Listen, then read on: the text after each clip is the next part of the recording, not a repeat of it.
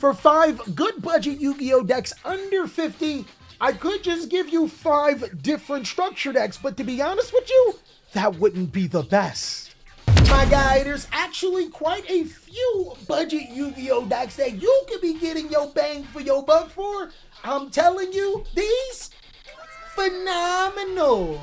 Of course, big dog, as per usual, I'm gonna be putting my own personal deck list on my Patreon as a special thank you for helping me pay my editors. But hey, yo, if you're broke, which makes sense because you're watching this video, well, you can always use my TCG player link down below. But without further ado, let's jump on in. Okay, big dog, you are going to be completely crazed what I have for top 5 budget decks under $50. But before I get in this video, I just wanted to say, I hope your day is going phenomenal. But if it isn't, don't let what happened at the beginning of your day ruin the rest of your day. Seriously, big dog, if none of these budget decks don't scratch your itch and you're still looking for something to get from this video, I genuinely hope that your day is going good. But I'm pretty confident that these decks are going to be crazy, especially when I start speaking of some old decks like Virtual World. Virtual World is a deck that comprises of ridiculous Yu-Gi-Oh names like Chu-Cheg and Lao and Chi-Chi and Li that I can't say properly, but this deck is actually really good in Yu-Gi-Oh right now for the budget you're going to get. The deck's main strategy is to be able to synchro into level 6 monsters, but also very powerful level 9 monsters like Virtual World QB Shin that can actually really be a detriment to some of the top decks because of its banishment effects. But the deck can also make some incredible XE plays. Most rank 3 and rank 6 monsters are on the radar. Just recently, the strategy did get Ivysaur Lars, which is a very powerful card for stopping card effects. In actuality, what I'm saying is that this deck did get stronger while players were sleeping on it. We know right now that players are playing a ton of hand interruptions like Infinite Impermanence and Effect Veiler to stop monster effects. Well, unfortunately for Virtual World, these monster effects actually activate in hand, so this actually skips a lot of those effects and allows you to play through a ton of other hand interruptions. And speaking of negating monster effects, Virtual World is one of the very few decks that is actually a master at being able to summon huge monsters that the opponent can't deal with. So you can tech in really powerful cards like Skill Drain to stop some of the top decks, while also being almost unaffected because you can just summon big choky monsters. My guy, what world are you living in? The one I'm in is virtual. It's kind of crazy how Virtual World stood the test of time and has actually became more consistent with cards like Pot of Prosperity getting reprinted inside of the Rarity Collection set. The deck is incredibly cheap and 100% is in that $50 price range. But speaking of cheap, old school Yu-Gi-Oh cards, I'm gonna take you way back. Like, bro, this is before your boy even had the locks. I'm telling you, Fire King is a very good structure deck. Now, this video isn't going to be filled with 4 other structure decks after Virtual World, but one thing I will tell you is that the Fire King structure deck is incredible. It actually does a lot of things to fix some of the Fire King's older problems while being a very budget deck. Some players will tell you that you need the Sinful Spoils engine. I think that's actually completely untrue. I think when Phantom Nightmare comes out, the Sinful Spoils does help the deck a ton, but for right now, being able to just get into Legendary Fire King Ponix, there's actually a ton of ways. 1-for-1 is still off the forbidden list. Pot of Prosperity just became really cheap. That alongside of Fire King Island, Sacred Garunix, as well as the spell card to get Fire King Island gives you over 12 ways to get your Legendary Ponix. But you're probably wondering what exactly it does. Ponix is incredibly important for the deck because it can get you some of your other Spell and Trap Fire King cards, but more importantly, it actually returns to the hand every single time it's destroyed, allowing you to trigger a lot of effects. And what's so crazy about this deck is that its potential isn't even all the way tapped. As long as there's more fire cards that come out, which trust me, there will be, then Fire Kings always have that potential to be a very good strategy and also is a very good budget deck that's coming out this week.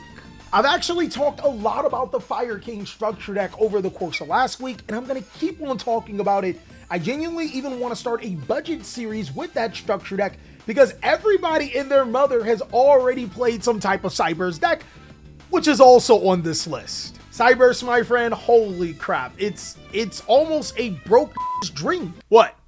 I can't say no more?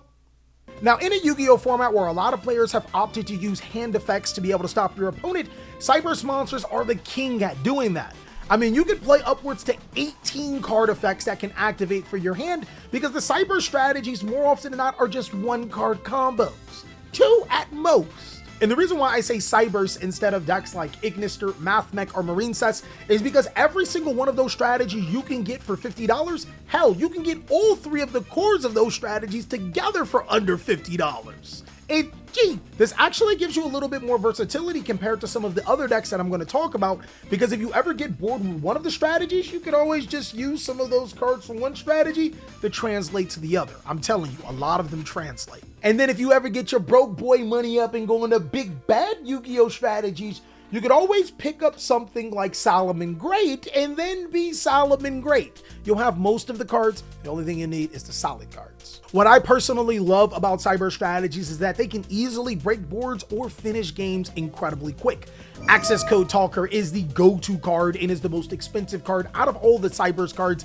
It's incredibly good, and like I said, can transfer over to some of your other strategies. But if you are playing Marine Sets, you may want to stick to World Sea Dragon Zealantis, which is about $1 Yu-Gi-Oh card and is incredible. And the thing that makes this so incredible is because Marine Sets prevents you from special summoning monsters that aren't water, which is the reason why you don't play Access Code Talker. But if you use World Sea Dragon Zealantis' effect to get rid of your opponent's monsters, you can't summon them back to the field if they're not water. Sorry. Talk about using restrictions to your advantage, big dog. The Cyberse strategies are actually incredibly strong, but if I'm going to bring you back to a structure deck, and I promise this is the last one I am going to talk about, I gotta talk about the Master of Faster. The blackness of disaster is me, Black Atlas. Red Dragon Archine. It's actually kind of crazy because Red Dragon Archine has actually been topping a lot of tournaments, just like Virtual World. I didn't think that old school strategies would be doing so much damage. But Red Dragon Archine is another buy 3 structure decks, and you get a pretty solid Yu-Gi-Oh deck if you know what you're doing, but you also get the versatility to be able to upgrade to either other budget Yu-Gi-Oh decks or other incredibly powerful Yu-Gi-Oh decks. Take for example, if you still want to go to a budget route, but you have a little bit more money over $50, then a Labyrinth Resonator deck is actually really good right now. Soul Resonator can add any level 4 or lower Fiend monster from your deck to your hand. That means you can add cards like Labyrinth Chandelier, Stovey Torby, or even Labyrinth Kuklok. And then there's both the Arians. Those can be added too, but I doubt you'll be doing that. Red Dragon Archfiend can also search normal trap cards to help trigger the effect of your Labyrinth monsters. It's actually pretty crazy how 2 of those strategies work together, just like how Red Dragon Archfiend can be used in dragons. My boy, I've been saying this. I actually talked about it last week. We don't really gotta go further. Just notice, if you a big baller on a big baller budget, those Red Dragon Archfiend cards can be used alongside of the Bestials and Horus monsters to create some insane boards. My guy, I'm talking about you cooking in the kitchen, doing all the dishes. Everything gets strippy. I know, sometimes I have no idea what I'm talking about, but it's okay. But regardless if you decide to stay on a budget under 50, increase your budget to Labyrinth, or even go balls out and build a Horus version of the deck, I think regardless, the deck is getting more support anytime a new Dark Dragon Synchro comes out, and we also have confirmed direct support for the deck, so that's something to keep in mind. And finally, my boy, I actually had a ton of strategies on my mind for that budget under 50. Generators unfortunately barely missed the list because of Lopter going up in price, but then there's other runic decks like Fur Hire or even Plunder Patrol. I had those on my radar, but I have to give a big thumbs up to the very last strategy. Unfortunately, Fluundereese is still a top budget Yu-Gi-Oh deck that you can build for under $50. It's crazy that it even got cheaper. Because of the rarity collection, cards like Pot of Prosperity and Harpy's Featherstorm are not only incredibly accessible as a Fluundereese player that eats glue, you can play them inside of your deck to ruin your opponent's life. No. I never wanted to activate monster effects anyway. It's really unfortunate because I still think a lot of players may have wished that the TCG took the same route as Master Duel when it comes to hitting Fluundereese cards, but everything outside of Barrier Statue is still full power.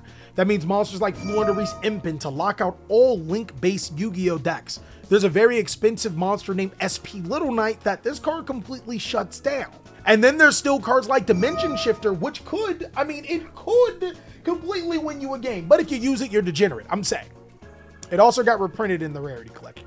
You're going to use it, aren't you? And then there's still the card that I think is one of the most busted cards that they have. It's Floowandereeze in the Unexplored Winds, allowing you to be able to tribute your opponent's monster. Why does that exist? Now, I will admit to you guys, I love birds, just not Floowandereeze. And lastly, as a bonus strategy, that's right, I couldn't help but give you a 6 strategy. I actually even made a deck profile, so if you guys want to go ahead and check out that video, this deck was built in under $50. Sword Soul is a pretty good $50 Yu-Gi-Oh deck.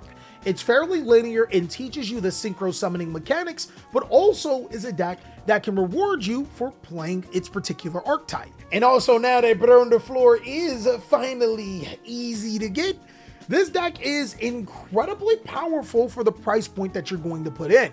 Keep in mind, Sword Soul was a meta contender Yu-Gi-Oh deck for quite some time before it became an incredibly cheap Yu-Gi-Oh deck.